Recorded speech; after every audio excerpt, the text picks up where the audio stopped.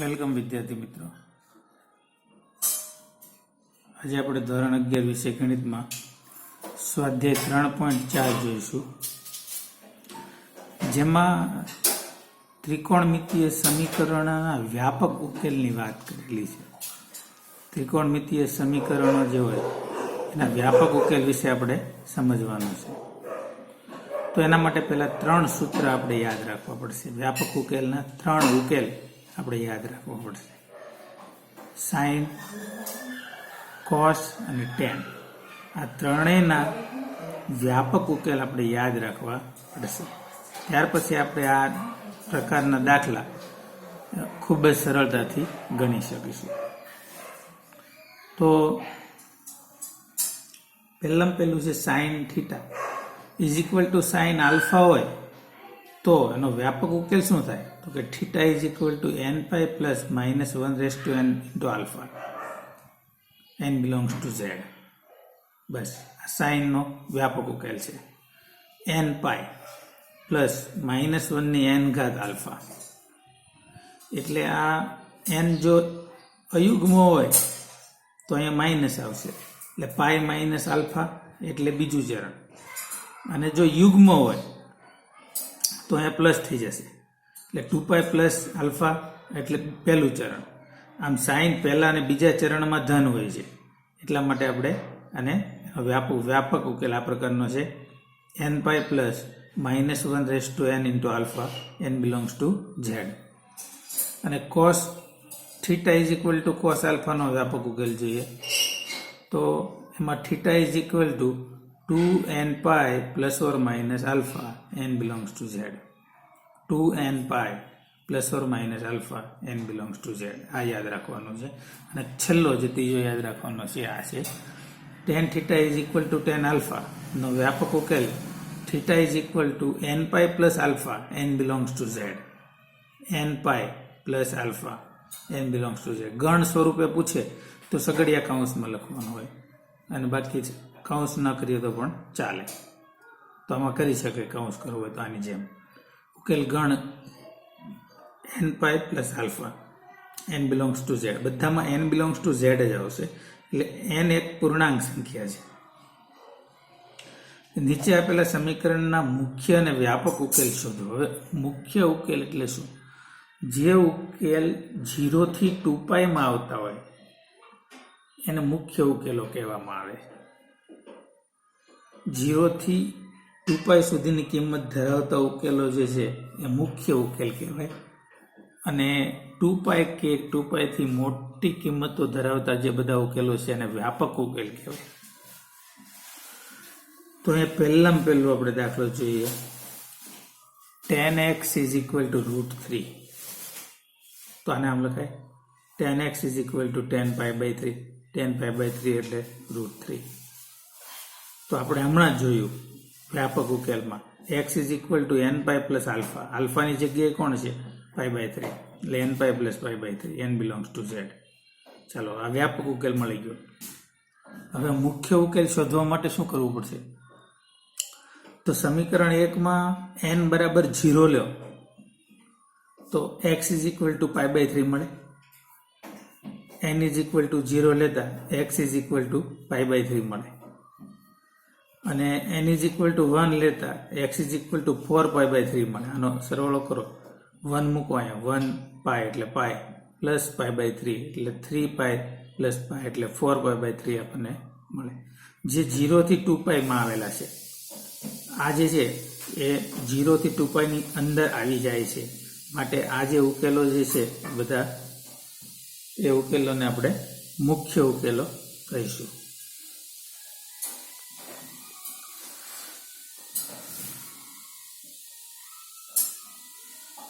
sec x is equal two 2 બીજો દાખલો છે,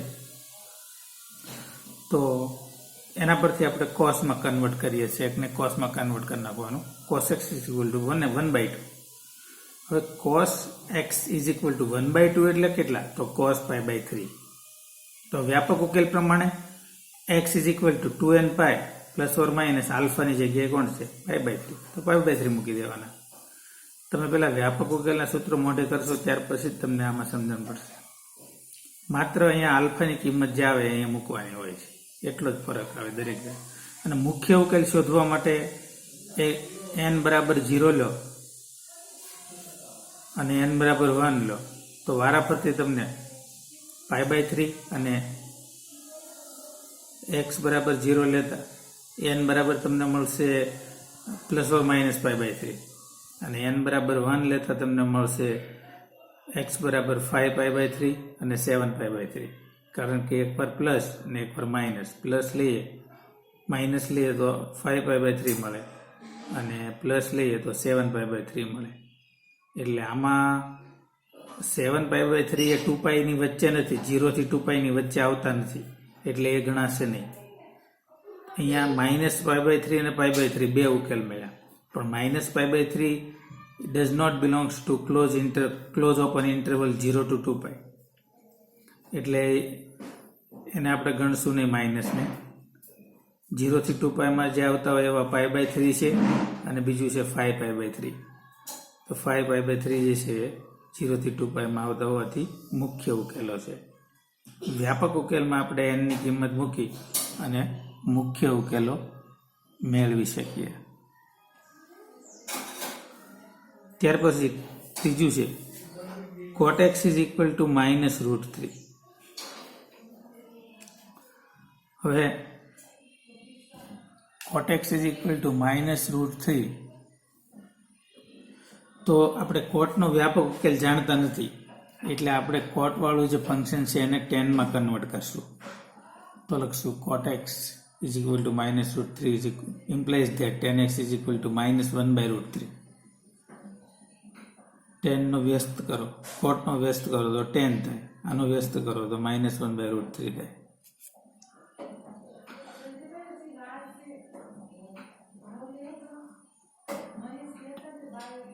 tan x is equal to -10π/6. tan x is equal to -10π/6. 1/√3 ની કિંમત થશે 10π/6. tan x બરાબર 10 π - π/6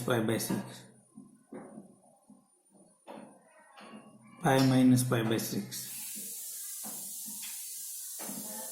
tan x બરાબર π - π/6 એટલે 5π/6. તો x is equal to આપણને વ્યાપક ઉકેલ મળશે nπ પ્લસ અહીંયા 10 5π/3 આવશે, 10 5π/3. આલ્ફાની જગ્યાએ કોણ છે 5π/3. તો અહીંયા x is equal to nπ plus alpha, આલ્ફાની જગ્યાએ 5π/3 મૂકો એટલે વ્યાપક ઉકેલ મળ્યો.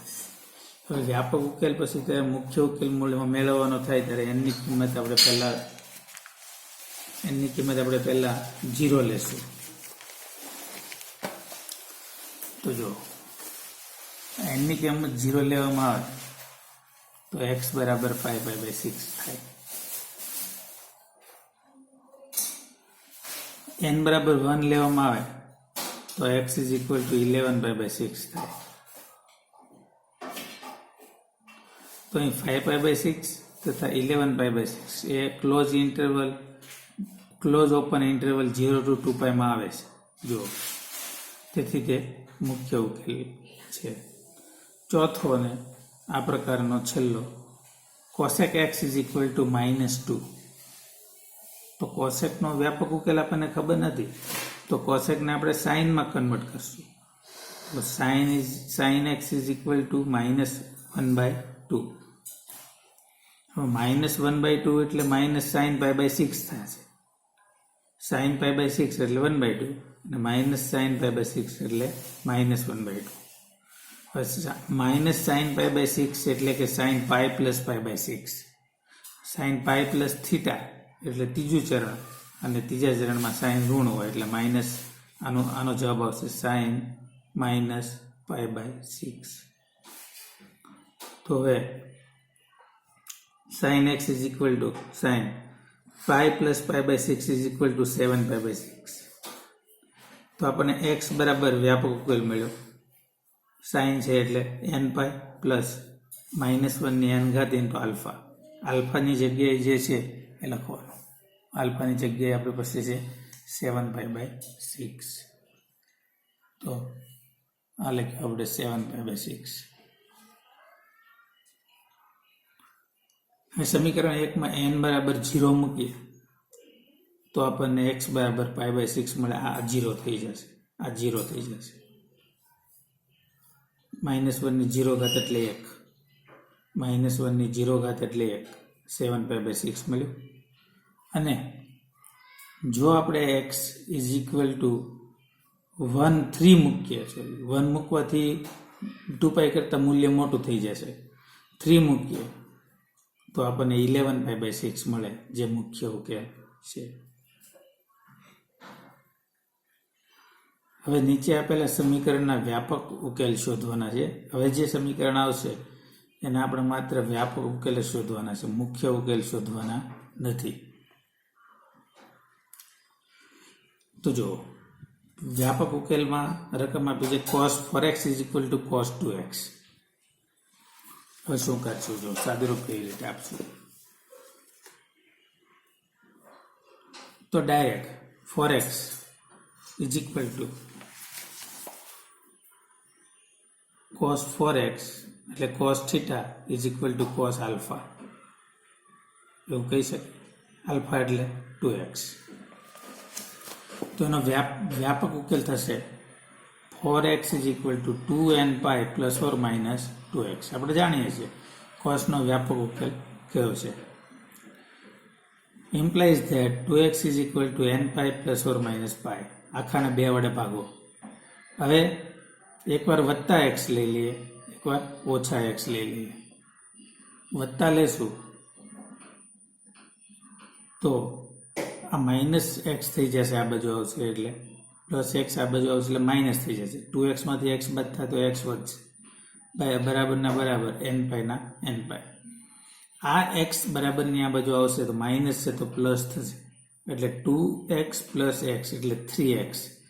3x માંથી 3 ને આપણે બરાબરની સામે લઈ લઈએ એટલે x = nπ/3 મળે. તો આમાં આપણને આ બે વ્યાપક ઉકેલ મળ્યા એમ કહેવાય. તેથી આપણે લખી શકીએ આપેલ સમીકરણનો વ્યાપક ઉકેલ nπ અથવા nπ/3 છે. નેક્સ્ટ જો cos 3x + cos x - cos 2x = 0. તો આનું સાદુરૂપ આપીએ આપણે, અને આ બેમાં c + c નું ફોર્મ્યુલા લગાડીએ તો આપણને મળશે cos 2cc એટલે 2 cos 3x + x/2 * cos 3x - x/2. અને આને જેમ છે એમ મૂળ રૂપમાં મૂકીએ તો -cos 2x = 0. આનું સાદુરૂપ આપીએ તો 2x થશે, આનું સાદુરૂપ આપીએ તો x થશે. બરાબરની આ બાજુ લઈ લઈએ, -2x છે, સોરી -2x આ બાજુ છે, એમાંથી 2x કોમન કાઢી લઈએ, cos 2x તો શું વધશે? 2 cos x - 1 = 0. cos 2x common કાઢીએ તો 2 cos x - 1 = 0 વધે. હવે બે શક્યતાઓ રહેલી છે. એક શક્યતા એવી છે કે cos 2x = 0 થશે, તો 2x એ cosના શૂન્યનો ગણ કહેવાય. cosના શૂન્યનો ગણ યાદ રાખો, 2n + 1 π/2 છે. 2n + 1 × π/2 જે cosના શૂન્યનો ગણ છે. cos જ્યારે 0 થાય ત્યારે ખૂણો હંમેશા 2n + 1 π/2 માંથી જ કોઈક હોય. એટલે અહીંયા વ્યાપક ઉકેલની જગ્યાએ આપણે ડાયરેક્ટ જેનો આપણે શૂન્યનો ગણ જાણીએ છીએ એ જ લખી નાખ્યો.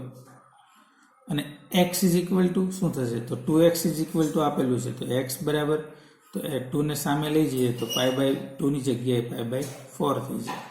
x બરાબર આ આપણને મળે. બીજો ઉકેલ આપણને હજી મળશે, 2 cos x - 1 = 0. તો cos x બરાબર 1/2 થાય.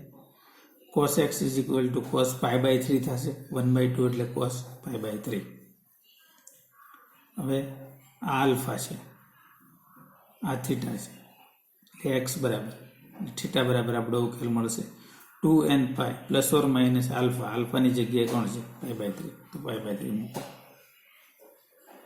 આમાં આપણને આનો વ્યાપક ઉકેલ મળ્યો.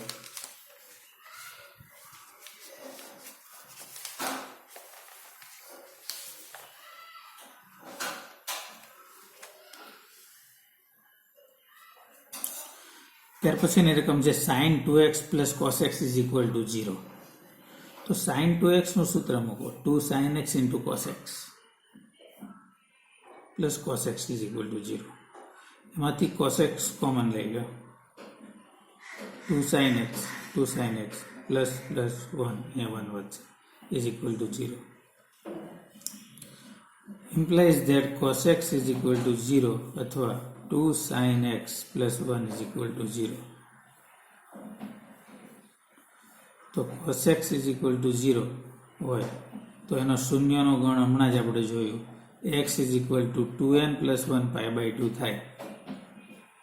x is equal to 2n plus 1 π/2 એના શૂન્યનો ગણ છે. cos જ્યારે 0 થાય ત્યારે તેનો ખૂણો જે હોય x કે જે ગમે તે હોય થીટા એ 2n plus 1 π/2 હોય એના ગુણાંકમાં હોય. ચાલો અથવા બીજી શક્યતા કઈ રહેલી છે 2 sin x plus 1 is equal to 0. તો આ રહ્યું. તો sin x is equal to -1/2 થશે. sin x is equal to minus sin π/6 થાય. માઇનસ sin π/6 નામ લખાય sin π plus π/6 એટલે કે sin x is equal to sin 7π/6 થયું. હવે અહીંયા આલ્ફા મળ્યો આપણને આ 7π/6. તો x is equal to sin નો વ્યાપક ઉકેલ યાદ કરો x is equal to n pi plus -1 ની n ઘાત એટલું બધામાં ફિક્સ જ આવશે. ત્યાર પછી અહીંયા આલ્ફા લખવાનો. આલ્ફાની જગ્યાએ છે 7π/6 તો અહીં લખ્યું આપણે 7π/6 n belongs to z. તો એનો ઉકેલ ગણ આપણને આ પ્રકારે બંનેનો યોગ ગણ મળ્યો. શૂન્યનો ગણ ડાયરેક્ટ અહીંયા આપણે શૂન્ય થતું હતું વિધેય cos x 0 તો x બરાબર આપણે સીધો એનો શૂન્યનો ગણ લઈ લીધો. કોસના શૂન્યનો ગણ યાદ રાખો 2n plus 1 π/2 છે અને સાઇનના શૂન્યનો ગણ k પાઈ છે n પાઈ અથવા k pi. n belongs to z અથવા k belongs to z. હવે અહીંયા એક દાખલો જોઈએ. sec square 2x is equal to 1 minus tan 2x. હવે અહીંયા sec 2x આપેલા છે તો sec 2x ની જગ્યાએ જો π/2 મૂકવામાં આવે તો એ ઇન્ફિનિટિવ બની જાય. માટે 2x is not equal to 2n plus 1 π/2. 2x 2n plus 1 π/2 ના ગુણાંકમાં હોવા જોઈએ નહીં. એટલે x છે કે 2n plus 1 π/4 આ 2 નું બરાબરની સામે લઈ જઈએ તો આપણો x કયો થાય? x is not equal to 2n plus 1 π/4. એનો આપણે છેલ્લે ઉપયોગ કરીશું.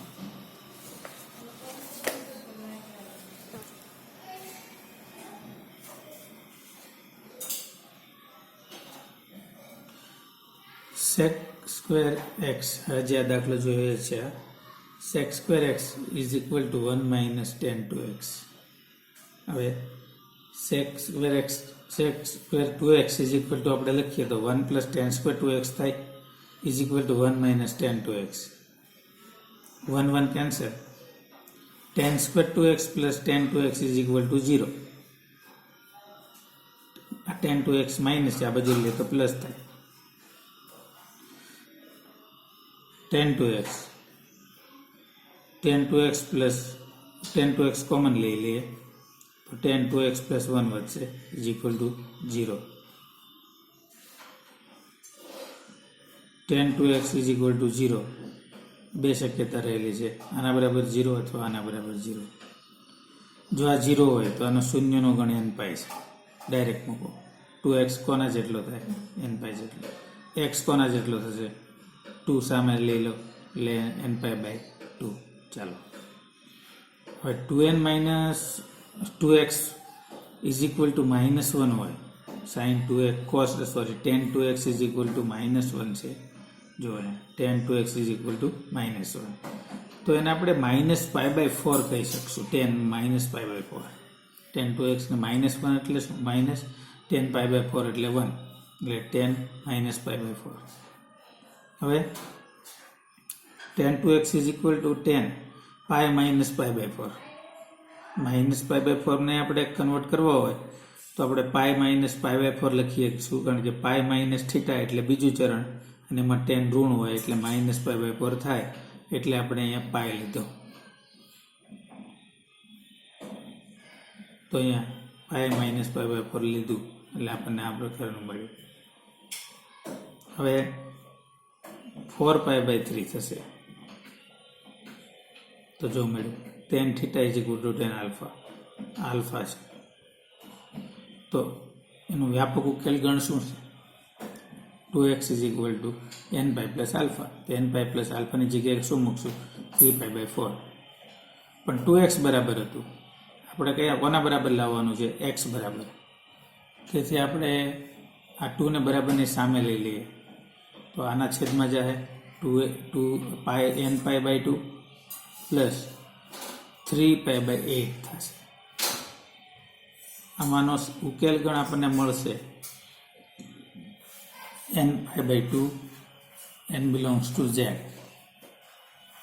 યોગ nπ/2 plus 3π/8 n belongs to z આમાં પણ, અને minus 2n + 1π/4 n belongs to z. કેમ? તો કે 2n + 1π/4 જો હોય એની કિંમત મૂકવામાં આવે xની તો sec ઇન્ફિનિટિવ થઈ જશે, માટે તો 10માં મૂકવામાં તો tan ઇન્ફિનિટિવ થઈ જશે, માટે આપણે એ કિંમતને અહીંથી બાદ કરી નાખી છે. અને બાકીના જે બે કિંમતો શરૂઆતમાં જે આપણે જોયું એ કે આ sec 0 થાય, sec ઇન્ફિનિટિવ થાય એવી કિંમત છે આ, એટલે આપણે જોયું કે એના બરાબર આ નથી, આ એનો ઉકેલ છે નહીં. એના ઉકેલ જલમાંથી આને આપણે બાદ કરવું પડશે. અને એક 9મો દાખલો છેલ્લો છે તમારે હોમવર્કમાં કરવાનો છે. તો આ રીતે ફરીને આ વિડીયો જોઈ અને ત્યારબાદ વ્યાપક ઉકેલના સૂત્ર છે એ યાદ રાખી અને સમજશો તો તમને ચોક્કસ આમાં સમજણ પડી જશે, કોઈ વાંધો આવશે નહીં. ને એમ છતાં કંઈ પ્રશ્નો ઉપસ્થિત થાય તો જણાવજો. Thank you.